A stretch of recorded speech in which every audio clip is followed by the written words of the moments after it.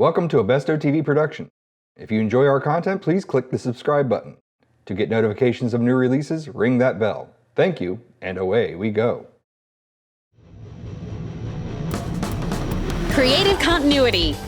We bring the convention to you. This is Mr. Lobo for Creative Continuity, and I'm here at Baltimore Comic-Con, where we're about to interview a real comic book superhero who brought Batman from being campy to gritty, saved the X-Men from cancellation, and has been an advocate for fairness and artists around the world.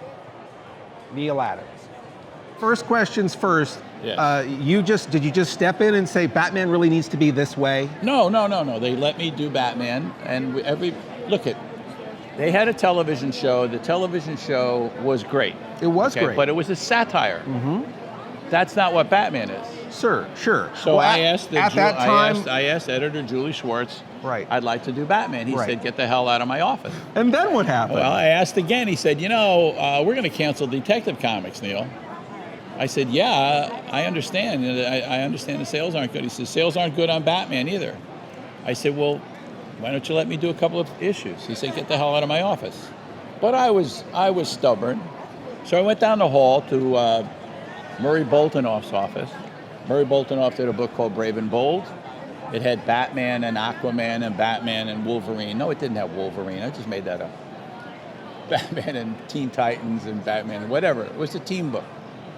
And I asked if I could work on Brave and Bold. He said, sure, absolutely. So in Brave and Bold, I did Batman. I drew him realistically. I drew him with a cape that flowed instead of that log that Carmine kept on drawing behind Batman. It kind of looks like a log. Drawing more realistically, it seems to me, since Batman is the only superhero in comics that doesn't have any superpowers, makes sense. Probably ought to be drawn realistically, and the show was over. Mm-hmm. So I did Brave and Bold. Now I'm going to tell you exactly how the switch over happened. And this is a true story, every single word of it. So I go to DC Comics and the lights are out. I got one of those exit lights on, the red ones, and it's kind of flashing. And I look down the hallway, and under the red light, there's this hunched over guy with his hair kind of sticking up and looking weird. And I said, Julie Schwartz? I said, yeah. Hi, Julie. What you doing there? Waiting for you. Okay, what's the problem? I noticed you got some letters in your hand. He says, yeah. And he waved the letters. He said, how come all these letters say the only Batman at DC Comics is in Brave and Bold? It's because the only Batman at DC Comics is in Brave and Bold. He said, how come you think you know what Batman should be and we don't know? I said, well, Julie, I don't think it's just me. I think it's me and every kid in America knows what Batman should be. The only people that don't seem to know what Batman should be is you guys here at DC Comics. He says, you're drawing Batman. Get over here. Awesome. Wow, that's amazing. So I started drawing Batman. I might have colored a little bit here. Just a little bit. Now, did you write any material for Batman? No. Mm-hmm. I can't. Until Batman Odyssey, no. Okay. But I snuck stuff in behind the scenes. In Brave and Bold, I had the stories take place at night. Mm-hmm. And when Batman comes into a room through a door, I say, no, we're not going to come in through a door because that's silly for Batman. He can come out of a closet, right, or through a window, right, or just suddenly appear, but not just through a door. Walk through a door. Excuse me, knock, knock. I'm just saying. Adam West would do that, but not your Batman. Can I come in and again, now? I think that I think a lot of people followed your lead with a lot of material. No, everybody did. Yeah. But of course they did. So let's talk about diversity for a second. Muhammad Ali. I have the Muhammad Ali versus Superman giant comic, huge. The scale of that. Now the original pages are how big if the comic itself is that big on Muhammad Ali versus just Superman. A little bit bigger than just regular. A little bit bigger than regular? Bit bigger. But I the detail was very But fine. I'm good at detail. And so, again, this is kind of goes back to advocacy or whatever, but Green Lantern was not a stereotype. John Stewart. You noticed that? Well, I noticed that, and I want to know what your involvement in that was. I went to Julie Schwartz and I said, we ought to have an assistant Green Lantern. Something could happen to Hal Jordan. He said, we already have one of those. We have a guy named Guy Gardner. We looked up Guy Gardner. He was a white Anglo-Saxon Protestant gym teacher. I said, I'll tell you what we ought to do. We ought to hit him with a bus. Hit him with a bus. Hit him with a bus. He said, why do you want to hit him with a bus? I said, well, if you break his arm, he'll be gone for like a month and a half. But if you hit him with a bus, he'll have internal injuries and all kinds of shit. He'll be gone for like a year or two. So you've got to get somebody else. Yeah. So we did. We actually, if you read the book, hit him with a bus. Hit him with a bus. You want a black Green Lantern, don't you? And I said, oh, how can you, am I that shallow that you can see through me so easily, Julie? Like a puddle in the street? He said, yes, like a puddle in the street. I can see through you. I said, well, he said, why do you want to do this? I said, well, Julie, okay. This alien comes to Earth. He's going to die. He wants to find the bravest man on Earth, the most worthy man on Earth. He sends the ring around the Earth, and he passes by Batman. The ring passes Batman, Superman, all the heroes in the DC and Marvel universe, and finds a test pilot. I'm okay with that. Test pilot, balls of steel. Goes around again to find an assistant and finds a white Anglo-Saxon Protestant gym teacher. And not so good. Yeah. Not so good. Yeah. So, I just don't think that's the right choice. Yeah. He said, I don't get you. I said, okay, Julie, you ever watch the Olympics? He says, I watch the Olympics. I said, well, how often do you see three white guys up there? I mean, in general, maybe in archery, swimming maybe, but in general, you see Asian guys, you see black guys, you see Puerto Ricans, Japanese, you see, but you rarely see three white guys. I'm just saying, I've been watching the Olympics, I don't see it. He says, you want a black Green Lantern, don't you? Yeah. He said, what if we do an Asian Green Lantern?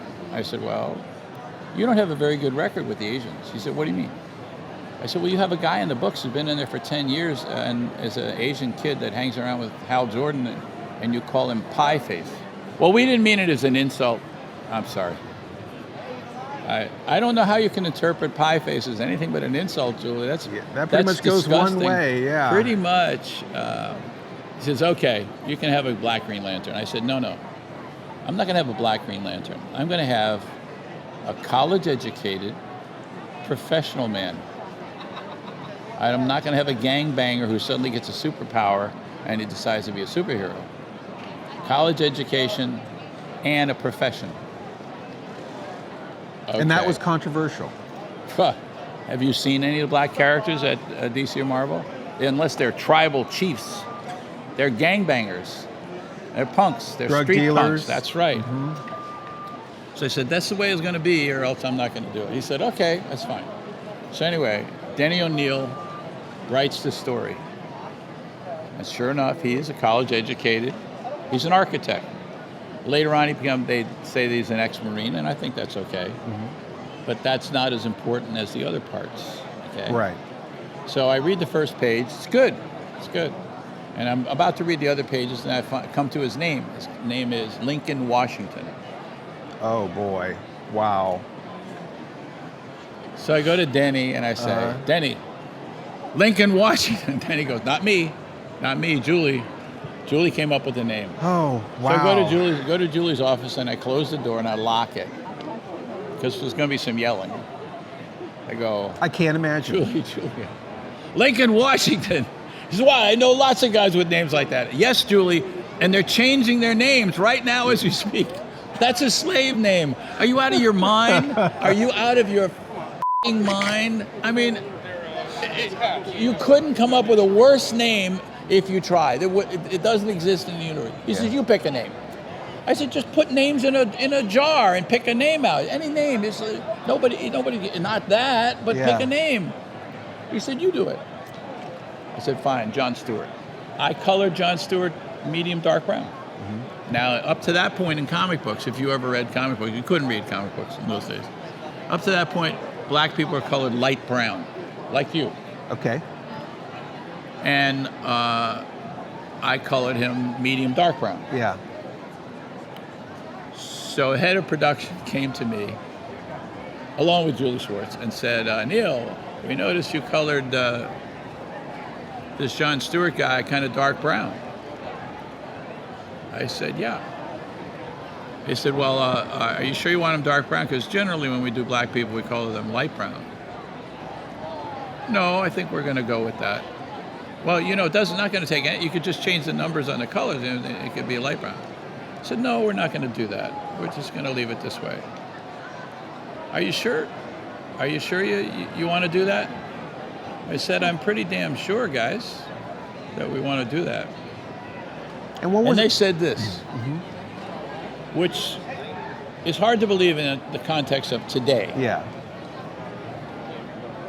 Sal Harrison said, are you sure black people won't be offended?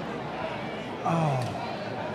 Wow. I said, Sal, I think they've been offended for about 50 years. Yeah. There are people who are reasonable people that you remind them and they go, yeah, that's kind of true.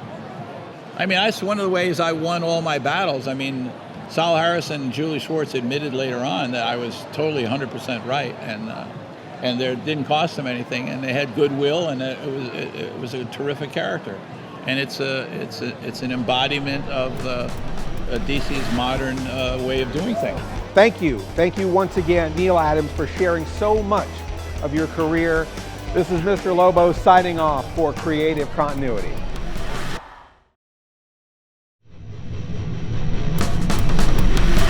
Watch Creative Continuity, Cartoons, Con Rewind, Mr. Lobo Does, and more on this channel. Creative Continuity. We bring the convention to you.